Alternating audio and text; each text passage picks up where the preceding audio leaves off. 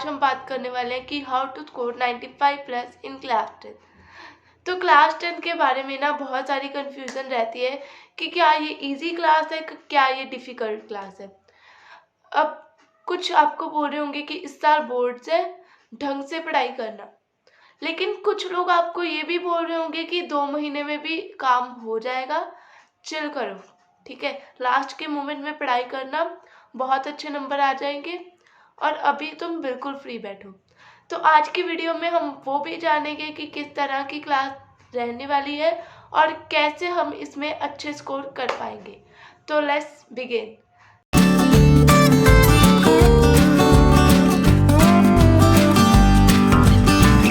तो सबसे पहले तुम्हें अभी से स्टार्ट करना है। मैं ये क्यों बोल रही हूँ, क्योंकि तुम्हें लग रहा होगा कि जैसे सीनियर ने लास्ट में पढ़ के स्कोर कर दिया, हम भी कर देंगे।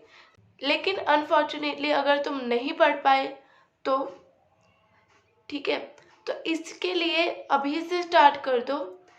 मैं नहीं कह रही 4-5 घंटे पढ़ो, 1 से 1.5 घंटा रोज पर दो अपने स्टडीज को, ठीक है। देन हम बढ़ते हैं अपने सेकंड पॉइंट पर, जो कि बहुत बच्चों का डाउट रहता है कि हमें एनसीईआरटी पढ़नी है या फिर नहीं। तो मैं आपको ये सजेस्ट करूँगी कि एनसीईआरटी को लाइन बाय लाइन रीड करना। क्यों मैं ये बोल रही हूँ, क्योंकि एनसीईआरटी से क्या होता है ना कि तुम्हारे कंसेप्ट क्लियर हो जाते हैं, उसके कंसेप्ट डायरेक्टली उठ के भी आ जाते हैं बोर्ड एग्जाम में। तो तुम्हें एनसीईआरटी तो अच्छे से आनी चाहिए, ठीक है। तो अब हम देखेंगे कि हमारा फ्लो किस तरह से रहने वाला है। तो सबसे पहले तुम्हें क्या करना है, एनसीईआरटी को पढ़ना, ठीक है, जैसे मैंने बताया एनसीईआरटी जरूरी है। उसमें भी तुम्हें क्या करना है, एनसीईआरटी के कंसेप्ट को समझना है, चाहे लेक्चर से समझो चाहे किसी नोट्स वगैरह से, ठीक है। मतलब एनसीईआरटी के तुम्हारे कंसेप्ट कवर हो गए एक बार, उसके बाद उस चैप्टर के पीवाईक्यूज पर जाओ। इससे क्या होगा कि तुम्हें ये पता चलेगा कि प्रीवियस ईयर में किस तरह के क्वेश्चन आए थे। ये कर लिया, इसके बाद तुम्हें क्या करना है, ये जो तुमने दोनों चीज़ें करी, ये सभी जितने भी तुम्हारे 10-12 चैप्टर है उन्हें इस तरह से कंप्लीट करो और सैम्पल पेपर लगा लो, जिससे तुम्हें ये पता चलेगा कि बोर्ड एग्ज़ाम का पैटर्न कैसा है, ठीक है। और तुम्हें डेफिनेटली वो फील मिल पाएगा कि किस तरह के हमारे एग्ज़ाम्स होंगे। नेक्स्ट हम पढ़ने वाले हैं एक बहुत इम्पोर्टेंट चीज़ पर, जो कि है मेक योर ओन नोट। ये बच्चे ना मतलब बना भी लेते हैं कुछ, लेकिन कुछ मिस कर जाते हैं कि ऑनलाइन अवेलेबल है तो वहीं से हम डायरेक्टली ले लेते हैं। लेकिन ऑनलाइन नोट्स आपके लिए उतने बेनिफिशियल नहीं होंगे जितने तुम्हारे खुद के नोट। क्यों? क्योंकि जब तुम्हें ऑनलाइन नोट्स लोगे तो शायद उसमें कुछ ऐसी चीज़ें भी होंगी जो तुम्हें समझ नहीं आ रही, बस तुम ऐसे ही रीड कर रहे हो उनको। बल्कि जब तुम खुद के नोट्स बनाओगे तो एक लाइन का भी मीनिंग तुम्हें पता होगा कि वो तुमने क्यों लिखी है, ठीक है। तो खुद के नोट तुम्हारे एंड मोमेंट में बहुत काम करने वाले हैं, ठीक है। अपने नोट्स बना लेना। नेक्स्ट हम बात करते हैं जो कि बच्चों को प्रॉब्लम आती है कि उन्हें क्या होता है ना कि चैप्टर पढ़ तो लिया, लेकिन जब 4-5 दिन बाद उस चैप्टर को देखा तो उसमें से आधी चीज़ें ऑलमोस्ट भूल गए थे वो। तो इसका क्या सोल्यूशन है वो मैं तुम्हें बता रही हूँ। तुम्हें क्या करना है ना, पूरा चैप्टर जब खत्म हो जाए तो एक पेज लेके बैठो और साथ के साथ लिख दो कि तुम्हें उस चैप्टर में क्या क्या समझ आ गया। जहाँ पर भी कोई चीज़ मिस हो रही होगी उसे वापस जाकर देख लो। एक बार तुमने ऐसे किया और साथ के साथ भी तुम्हें रिवीजन करते जाना है। जैसे आज 2-3 टॉपिक होगी, उसके साथ के साथ रीडिंग ले लो, बस 4 से 5 मिनट लगते हैं इसमें।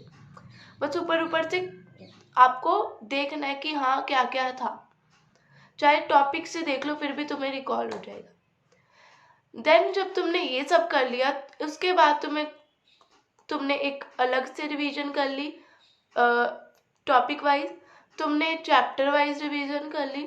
अब तुम्हें क्या करना है, माइंड में रिकॉल करते जाना। जब तुम्हें लगे कि हाँ चैप्टर को 2-3 दिन हो गए, माइंड में रिकॉल करो, उसके बाद 4-5 दिन बाद रिकॉल कर लो, और ऐसे करके तुम्हारा चैप्टर बहुत स्ट्रॉन्ग हो जाएगा और एंड मोमेंट तक तुम्हारे वो चैप्टर याद होगा। हम बढ़ते हैं बहुत इंपॉर्टेंट पॉइंट पर, जो कि है don't miss any test. Test को मिस मत करना, क्योंकि टेस्ट से तुम्हें क्या होता है, रियलिटी चेक मिलता है कि तुम्हारी प्रिपरेशन कहाँ तक है। तुम्हें ये पता चलता है कि क्या तुम्हें कंसेप्ट समझ आ रहे थे या फिर नहीं। अगर टेस्ट में नंबर कम आ रहे हैं तो कोई बात नहीं, उससे ये मत निष्कर्ष निकालो कि तुम्हें टेस्ट ही नहीं देने। टेस्ट 2 नंबर कम आ रहे हैं कोई बात नहीं, उसी से तुम्हें क्या होगा, आगे बेटर करने के लिए मोटिवेशन मिलेगा। और अगर तुम्हारे नंबर अच्छे आ रहे हैं तो तुम्हें डेफिनेटली बूस्ट मिलेगा। तो टेस्ट को जरूर अटेम्प्ट करो। नेक्स्ट हम बात करने वाले हैं फाइनल टिप के बारे में, जो कि तुम्हारे लिए बहुत हेल्पफुल होने वाली है। जैसे अभी तुम्हारे सेशन स्टार्ट होंगे तो तुमने बनाया होगा टाइम टेबल, है ना। किस तरह से होगा, 7 से 8 ये करेंगे, 8 से 9 ये करेंगे, ऐसे होगा तुम्हारा टाइम टेबल। लेकिन अगर तुमसे ये टाइम टेबल फॉलो नहीं हो रहा तो तुम्हें क्या करना है, तुम टू डू लिस्ट, गोल्स बना सकते हो अपने, टारगेट बना सकते हो अपने, और डेडलाइन बनाकर अपना मतलब एक शेड्यूल सेट कर सकते हो कि आज के दिन ये काम करने हैं, या इस वीक में ये काम करने हैं, ताकि तुम्हारा काम टाइमली हो जाए। टाइम टेबल के साथ क्या प्रॉब्लम आती है, जो बच्चे फॉलो कर रहे हैं वो तो, लेकिन जो फॉलो नहीं कर पा रहे उनके लिए क्या है कि तुम इसका प्रयोग करो, क्योंकि उसमें लिमिटेशन क्या आ जाती है कि तुम्हें 7 से 8 ही कोई पर्टिकुलर काम करना है। 7 से 7:30 हो गए अगर किसी रीज़न से, तो तुम आगे के आधे घंटे भी नहीं पढ़ोगे, ठीक है। तो इसी के लिए तुम्हें क्या बनाना है, एक डेडलाइन वगैरह बनानी है, और सोने से पहले या फिर वीक के एंड में तुम उसे चेक कर सकते हो कि तुमने कितना किया।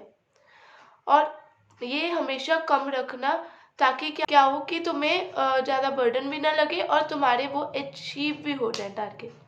तो ये बहुत ही एक अच्छी ट्रिक मुझे लगी है, तो इसे ज़रूर फॉलो कर सकते हो अगर तुम टाइम टेबल नहीं फॉलो कर पा रहे हो। तो with this let's end today session, और इसी के साथ इस टाइप की वीडियो और भी बनाते रहेंगे। तो अगर आपको वीडियो पसंद आई तो लाइक कर दो, शेयर कर दो इस वीडियो को अपने फ्रेंड्स के साथ, और कमेंट में ये जरूर बताना कि वीडियो तुम्हें कैसे लगी। Till then, bye bye.